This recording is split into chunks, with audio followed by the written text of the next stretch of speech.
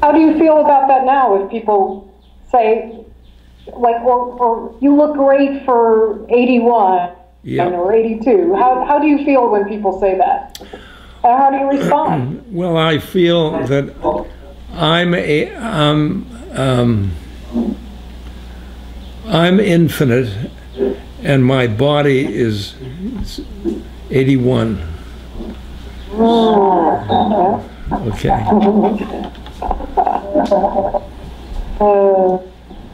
I wanted to ask you a question because your book, Still Here, which was you started writing, you've been involved in the field of aging for a long time, but during the course of writing that book, you had your stroke, and you talk about being stroked, and about going from writing a book called How Can I Help to then having to receive help. Can you comment on how people who become dependent because of an illness, a stroke, how can they learn in this very youth-oriented society, a society that values independence, how can this message of being a recipient of help be something that we can learn from, those of us who either work with people who are dependent or as we ourselves become dependent?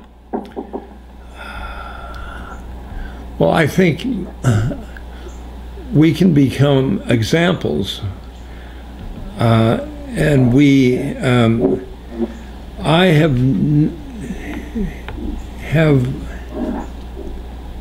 been dependent with my stroke, and I treat my caretakers as souls, and I am soul, and we have wonderful times together, and I think they and I found this interaction really meaningful, because meaningful spiritually.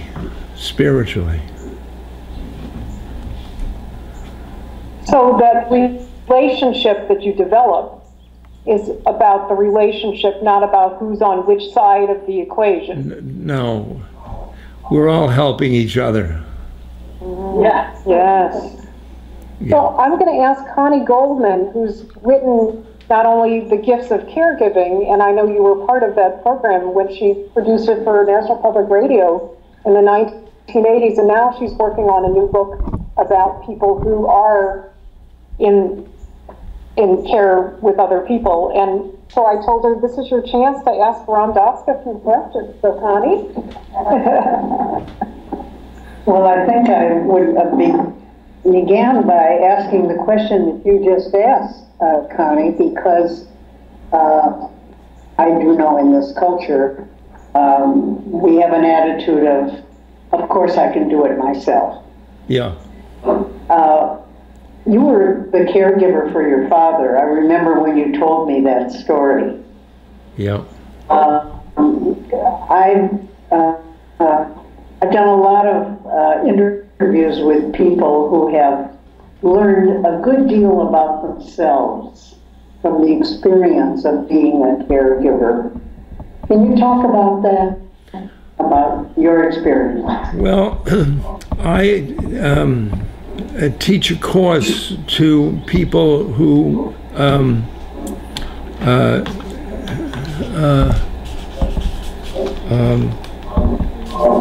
sit next to people who are dying, and I say that their preparation is how they work on themselves.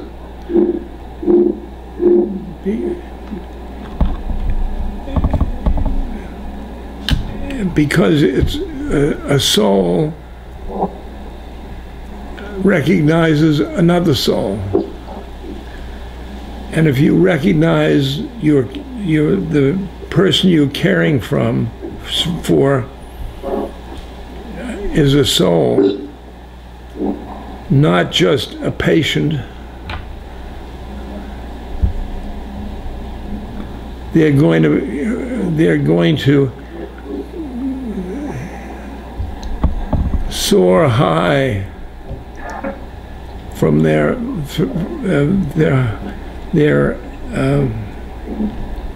spiritual growth. I also say that somebody bedside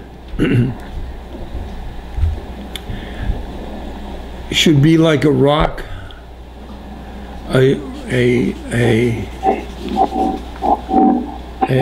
loving rock,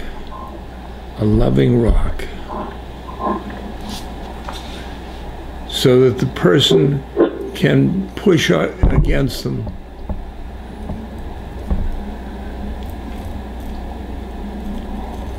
I think when my father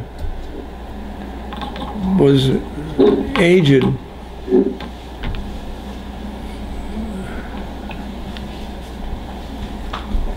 he was just a pussycat. And he was very bossy before. And we held hands. And he'd be in his bed. And we would just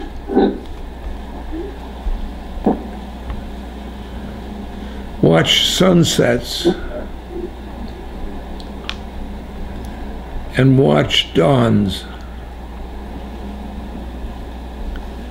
And our interaction was different than the interaction that we had previously.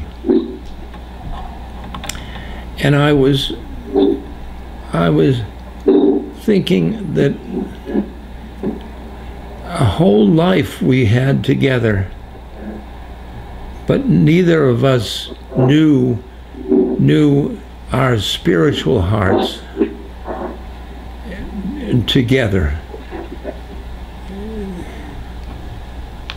He was always being the father, and I was being the son.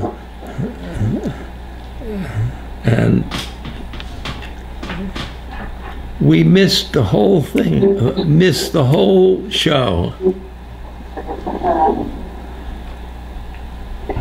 That was a very valuable experience for you, wasn't it? Oh, it was a tremendously valuable, yeah. I know that one man said to me that this experience of dealing with his dying father that he had damned,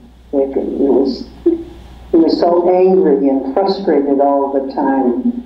He said he really learned more about himself, yeah, and grew from that experience. We're so death-denying in this society. We're so frightened of it. I remember years when we didn't use the word death. yeah. You know, it was passed on, only words like that referred to the end of life. It was really in the 60s that we started to honor death. And I honored death. Aldous Huxley gave me the Tibetan Book of the Dead. And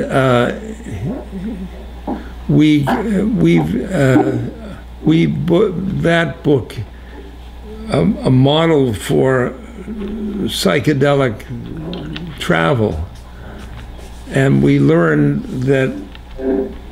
that dying was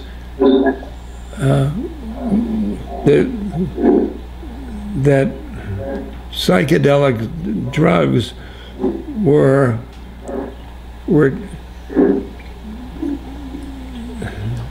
similar to dying,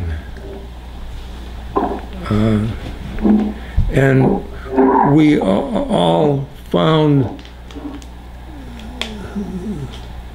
we were dying and dying and dying in life. And try to learn about that experience, you mean? Yeah. Is that what you're saying? Yeah. Yeah. And in the West, in the East, people say if you died in your life, then you won't be afraid of your dying at the end of life. I see. I've never heard anyone say that before. I think maybe there are lots of other ways to learn about the circle of life. Yeah. Than to jump into drugs. Yes. Actually, CCY would like to ask you a question. And since she honored us with her beautiful voice, we'll let her honor us with a question. Hello. Hello. Hi. I'm Les G. So blessed and honored to ask you this question. As I've traveled and as I'm traveling all over the world, regarding the elderly, whatever that means, in whatever context, I notice cultures treat their elderly certain ways. Cece, yeah. I can't understand you through the machine. Okay, is that, how's that? No, wait, put the microphone away from you. How's this? Yeah, much better. Okay. As you're such a beautiful soul. As I travel throughout the world, I have observed how people treat their elders, different cultures. Yeah. And this is not a judgment, but just an observation. Some hold their elders in high esteem and such blessed divinity. Yeah. Some people just disregard them and they don't listen, they just bypass them. And I was wondering if you can just mention how precious and how important it is to just take a moment to sit and talk, or to learn, or to gather the beauty of being on this earth for that amount of time, and how important it is. Okay. Precious.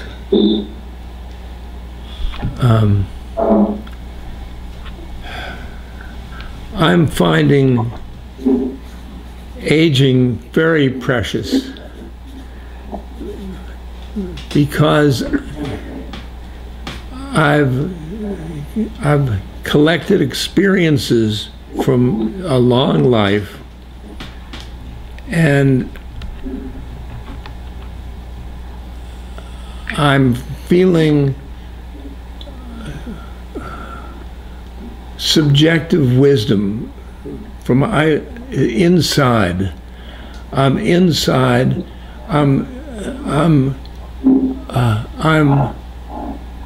I'm everything. I'm everything. I'm trees. I'm ocean. Wonderful. And when I work with young people, they are so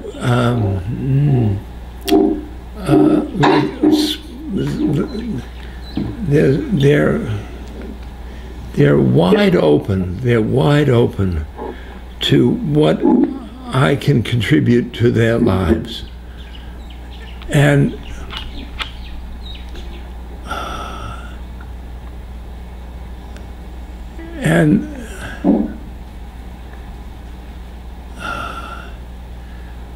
I don't have fear of death, and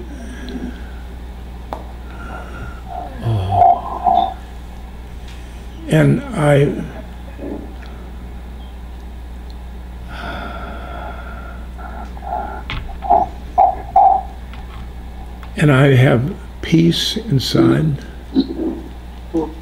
and joy inside, and compassion inside, and love inside. Yes. And this is a lot to radiate to the culture.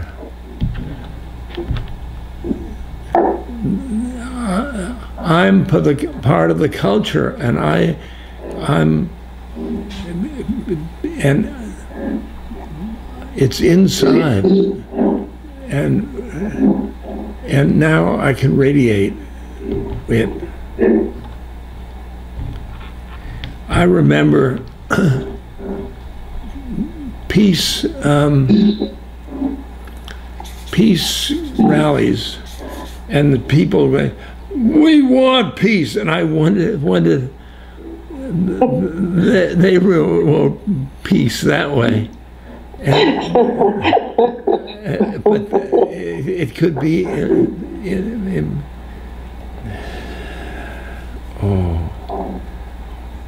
in their hearts, just to go into their hearts and radiate the peace they already have.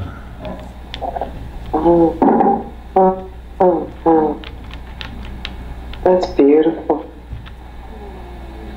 Thank you. Okay. We love you.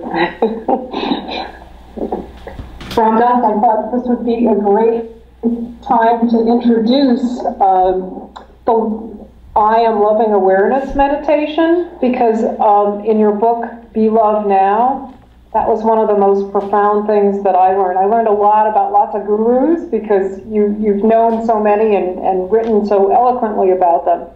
But I think in the days that we're living in now, we're challenged in so many ways, and we take in a lot of information that we're trying to incorporate and make our lives better. But sometimes there are simple practices like meditations and reflections. So could you lead us into the loving awareness meditation as we start to gather ourselves for our evenings and the rest of our day and the conference day ahead? From identification with your ego up here down to your heart, the spiritual heart is loving awareness. It's loving awareness, and the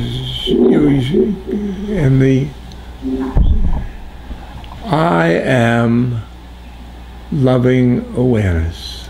I am loving awareness. I am loving awareness. I am loving awareness. I am loving awareness. I am loving awareness. I am loving awareness.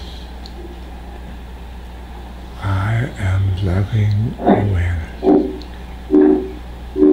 I am loving awareness. I am loving awareness. loving awareness. I am loving awareness. I am loving awareness. Loving awareness. Loving awareness.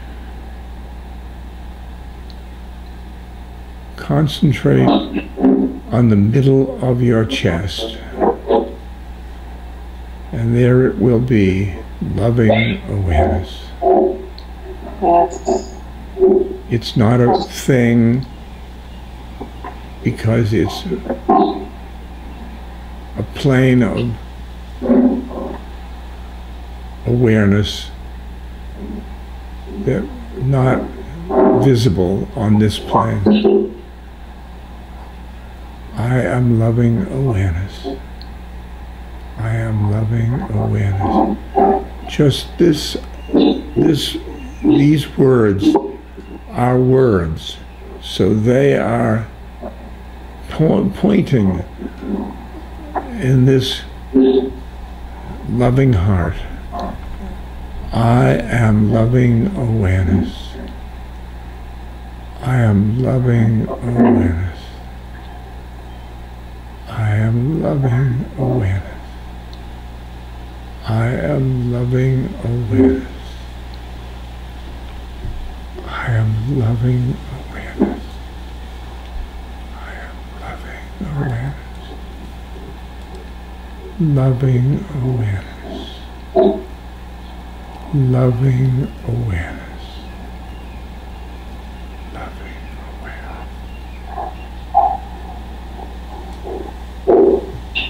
And when you become loving awareness,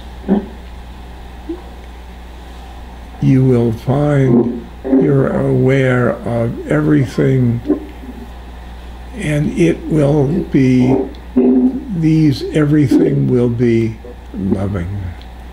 Everything will be love. It is all love. It is all love. It's all love. It's all love. I love you. I love myself. I love the walls. I love the air. I love the trees. I love. I love.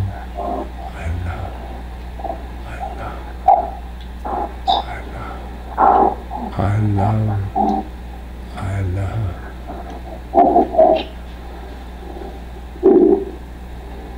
Everything I am aware of, I love, because it is a manifestation. It is a manifestation of spirit. Yes. Thank you. I wanted to let everyone know that on your website, ramdas.org, there are archives of different presentations. There's a virtual community you can join, and you can also sign up for, Ramdas has, I guess, these occasional words of wisdom, and I found the one that I sent to Connie when we were talking about this precious time with you, and I just want to read words of wisdom that you wrote and sent out on your email the other day, and it says, as we learn to distinguish between our egos, marked by our mind and thoughts, and the witness soul, who's not subject to them, we begin to see the opportunity that aging offers.